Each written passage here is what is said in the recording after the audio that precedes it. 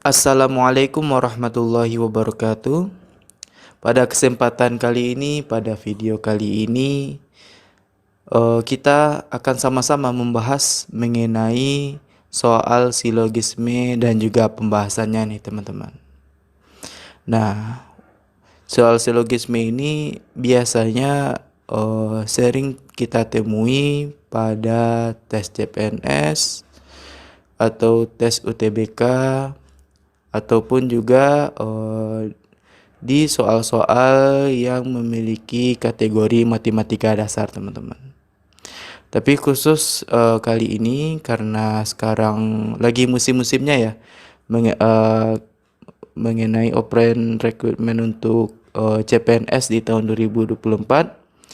Mungkin di video kali ini ya teman-teman mungkin melihat video ini untuk mempersiapkan diri nih atau pemanasan sebelum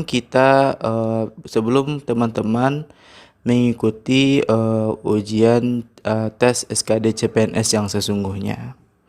Maka dari itu kali ini berikut ini merupakan kisi-kisi soal CPNS tahun 2024 teman-teman. Yang mana ini sudah dikeluarkan oleh Keputusan Menteri Pendayagunaan Aparatur Negara dan Reformasi Birokrasi Republik Indonesia tahun 2024 nomor 321. Nah, pada video sebelumnya teman-teman, bagi teman-teman yang mengikuti channel ini, jadi di video sebelumnya kita sudah mempelajari ataupun membahas contoh soal analogi ya teman-teman ya. Nah, bagi yang ingin menonton atau yang belum melihat contoh-contoh soal apa saja yang dibahas di video sebelumnya, mungkin akan dicantumkan ya atau disarankan di akhir video gitu atau di pojok kanan atas ya teman-teman ya. Namun pada kesempatan kali ini kita akan melanjutkannya ke pembahasan atau kisi-kisi tes inteligensia umum SKD CPNS yang selanjutnya teman-teman setelah analogi yaitu silogisme. Nah, tapi sebelum itu ya teman-teman ya, mungkin silogisme atau penarikan kesimpulan ini itu memiliki beberapa metode teman-teman. Nah, jadi metode pertama itu adalah dinamakan modus ponens teman-teman. Modus ponens. Nah, apa itu modus ponens teman-teman? Modus ponens itu merupakan penarikan kesimpulan yang berasal dari premis P panah Q dan premis kedua itu adalah P, maka hasil dari kesimpulannya itu adalah Q teman-teman.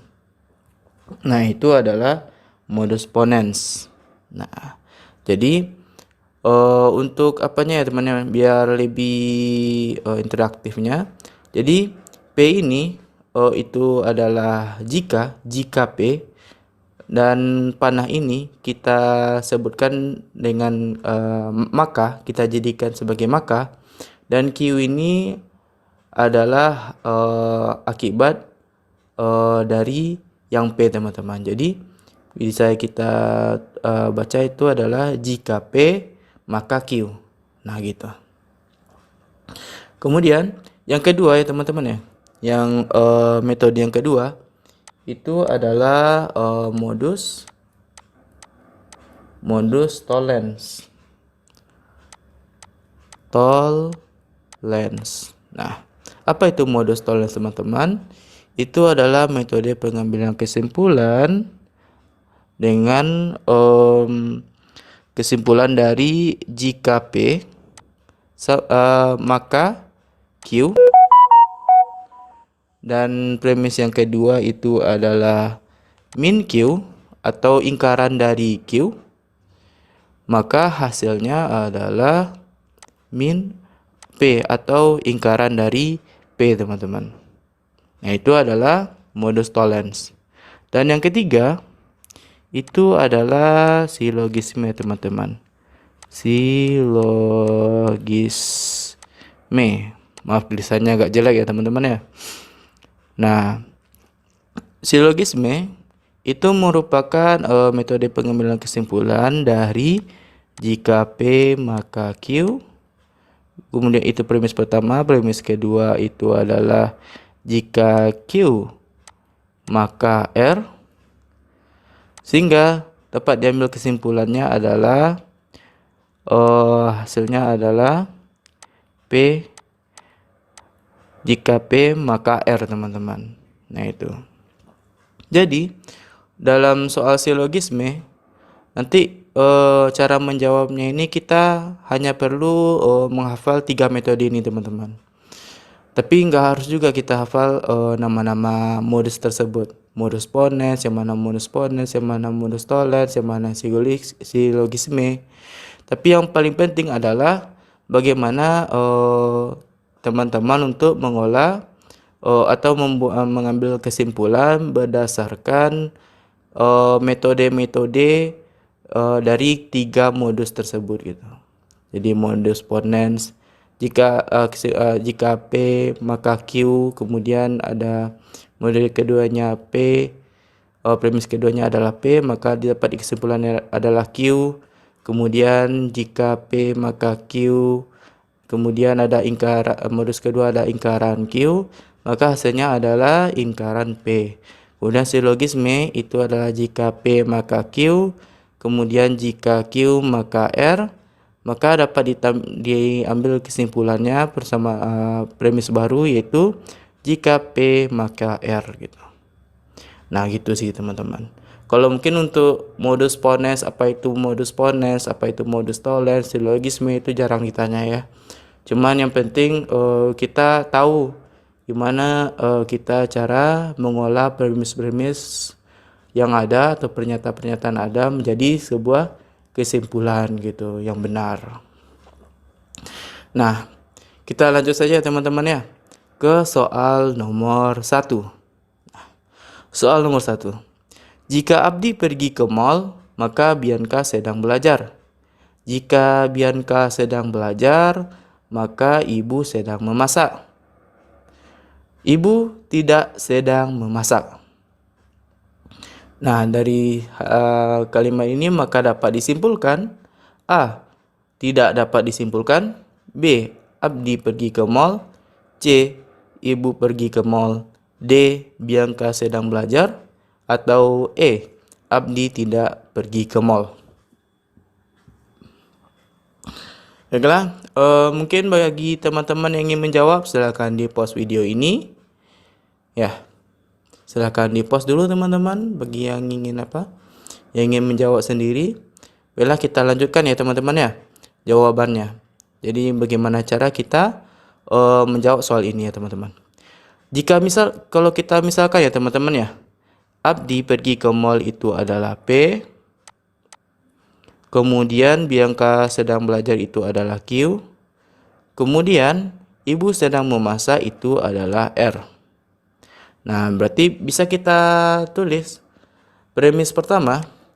Premis pertama adalah jika Abdi pergi ke mall, maka Bianca sedang belajar. Nah, itu premis pertama. Kalau premis keduanya, jika Bianca sedang belajar, maka ibu sedang memasak. Nah, dan yang premis ketiganya adalah ibu tidak sedang memasak. Berarti ibu tidak sedang memasak ini merupakan ingkaran dari R teman-teman. Ingkaran dari R.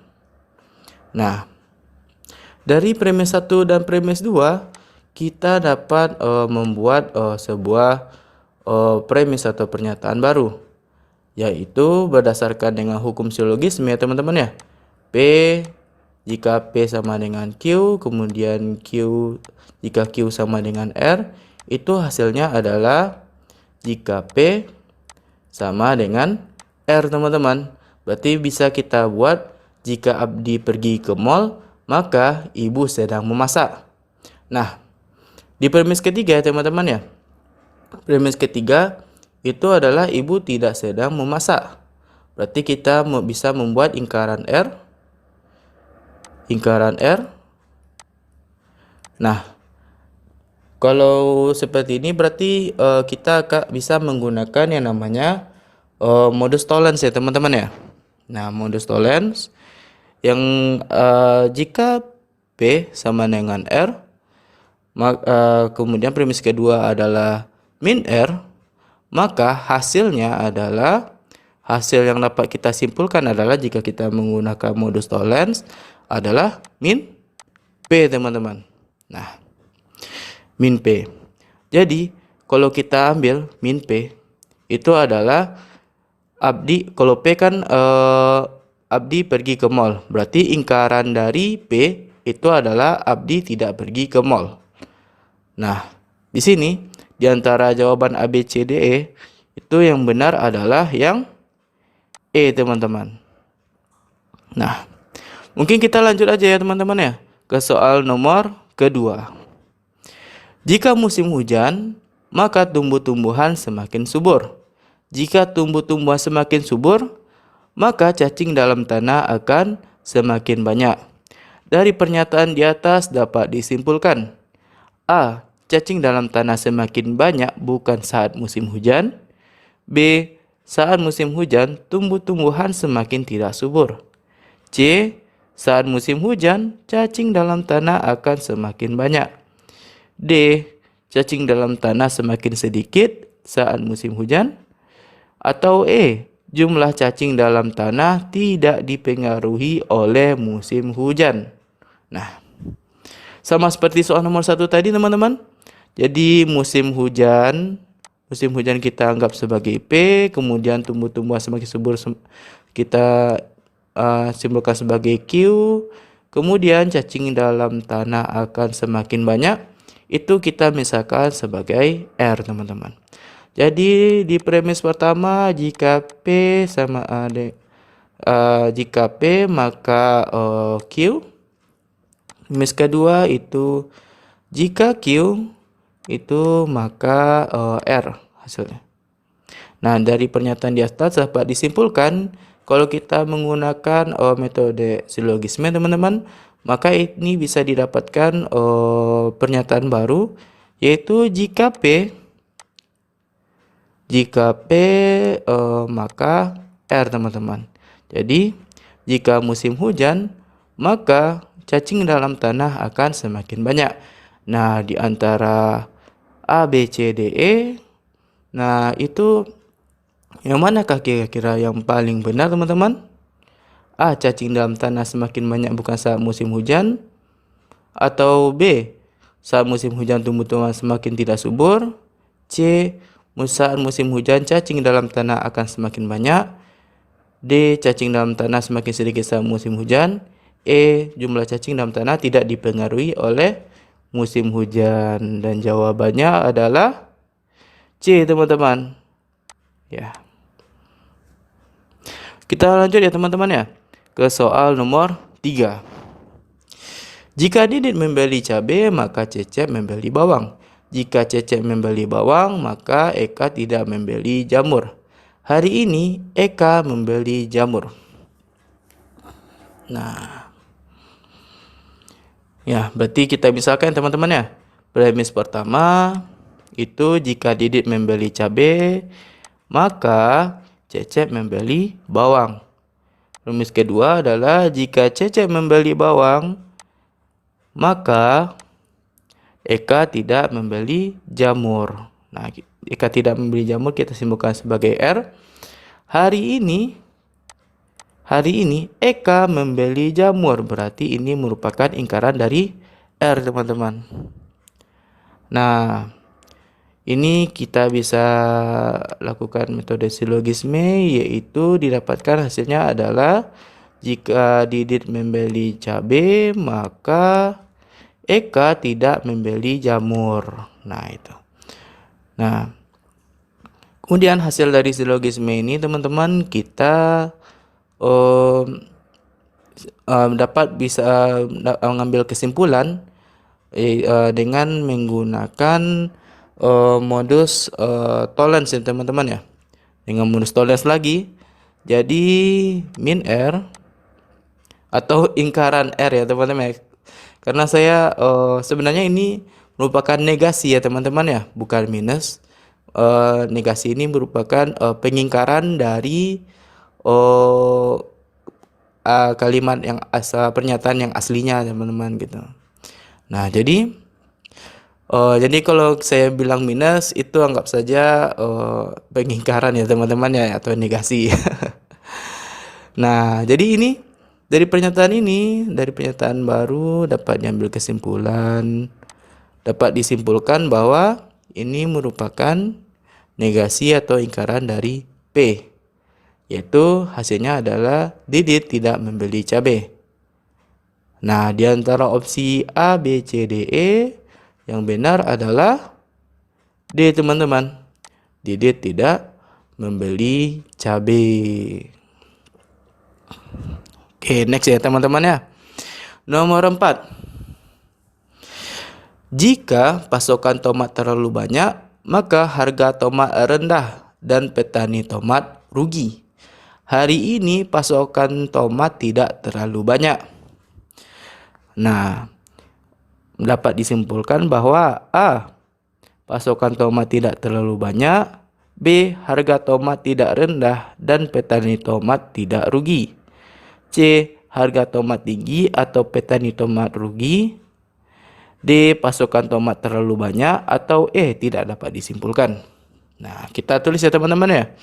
Jika pasokan tomat terlalu banyak, maka harga tomat rendah dan, nah kalau dan di sini itu dilambangkan seperti ini ya teman-teman ya. Dan petani tomat rugi, R. Hop. Nah, hari ini pasokan tomat tidak terlalu banyak, berarti min P.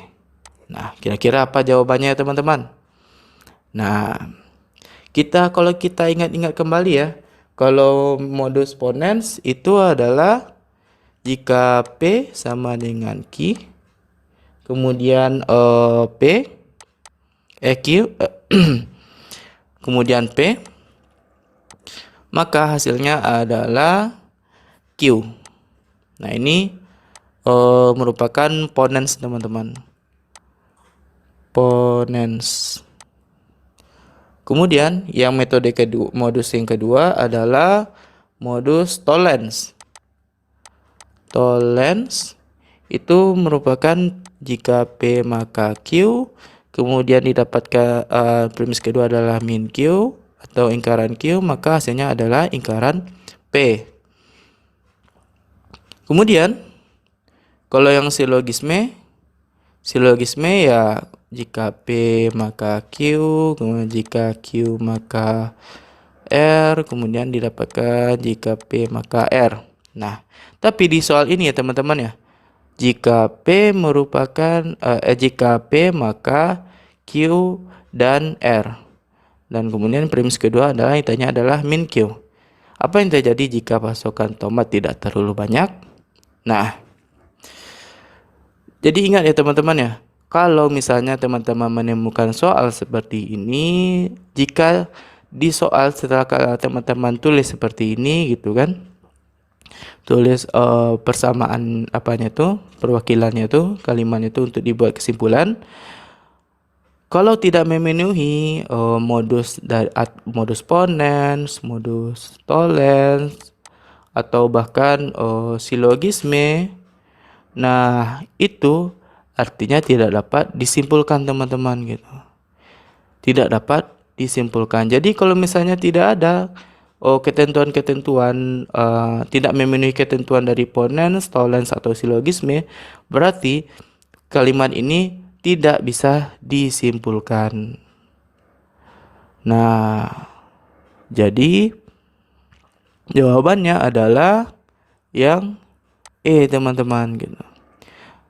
Jadi pasokan tomat terlalu banyak, maka harga tomat rendah dan petani tomat rugi. Jika pasokan tomat tidak terlalu banyak, yang belum tentu juga harga tomatnya itu rendah dan petani tomat rugi gitu. Belum menjamin juga bahwa jika pasokan tomat tidak terlalu banyak menandakan tomat rendah atau petani tomat rugi gitu kan. Bisa jadi mereka gagal panen atau lain sebagainya. Maka dari itu jawabannya adalah tidak dapat disimpulkan teman-teman. Baiklah, kita lanjut ya teman-teman ya. Di soal nomor 5. Jika ibu menyiram bunga dan kakak menyapu rumah, maka aku mencabut rumput di halaman rumah. Jika aku mencabut rumput di halaman rumah, maka adik mencuci piring. Pagi ini ibu menyiram bunga dan kakak menyapu rumah. Nah, yang dapat diambil kesimpulannya adalah A. Ibu tidak menyiram bunga. B. Adik tidak mencuci piring. C. Adik mencuci piring. D. Tidak dapat disimpulkan. Atau E. Aku tidak mencabut rumput di halaman rumah. Nah, kalau gini, jika ibu, kita tulis ya teman-teman, jika ibu menyiram bunga dan kakak menyapu rumah, maka aku mencabut rumput di halaman rumah. Kemudian premis kedua, jika aku mencabut rumput di dalam rumah, maka adik mencuci piring. Kemudian premis yang ketiga adalah pagi ini ibu menyiram bunga dan kakak menyapu rumah. Q. Nah, untuk lebih apa ya teman-teman ya, biar teman-teman bisa untuk lebih mudah dimengerti, kita anggap saja P dan Q ini adalah T. Nah, jadi ini bisa didapatkan adalah ini bisa didapatkan T jika T sama dengan R. Nah, itu. Jika T maka R gitu ya. Maaf ya teman-teman ya. Jika T maka R. Nah, kemudian premis kedua, jika R maka S.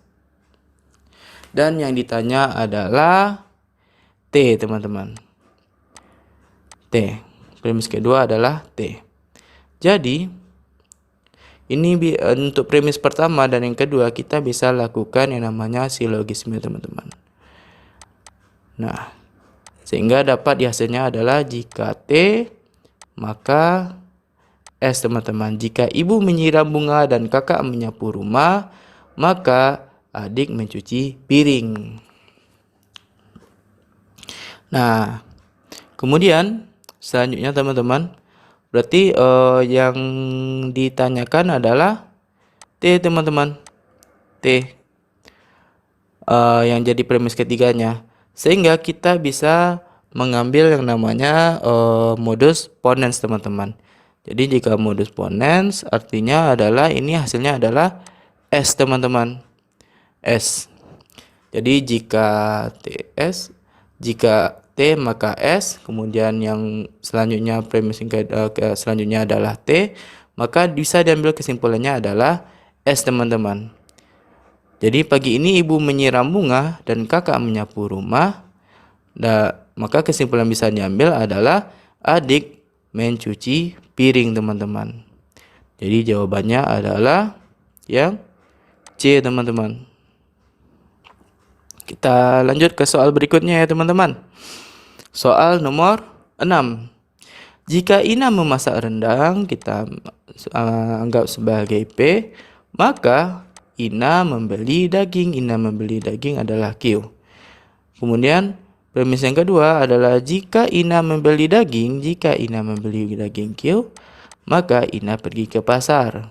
Pasar itu adalah R. Kemudian premis ketiga adalah Ina memasak rendang. P. Maka